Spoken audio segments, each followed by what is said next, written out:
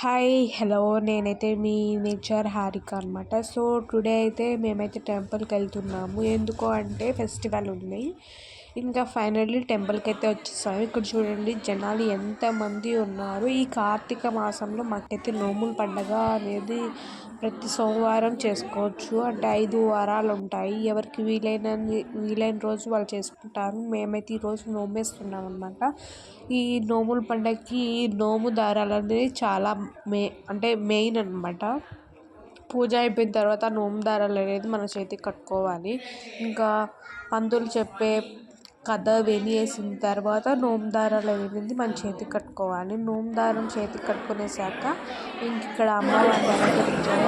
నమస్కరించుకునేసి పూజ అయితే అయిపోయింది. ఇంక ఇంటికైతే బయలుదేరేసి ఇంకా అన్నం పప్పు వడియాలు ఉంటే లైట్గా తినేసాను అనమాట.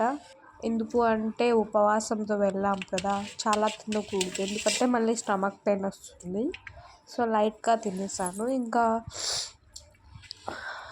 ఇంకా మా సైడ్ అయితే చాలామందికి లేవన్నమాట నోములు, కొద్దిమందికే ఉన్నాయి. ఇంకా మీలో కూడా ఎంతమందికి ఉన్నాయో నాకైతే కామెంట్ చేసేయండి. Okay bye.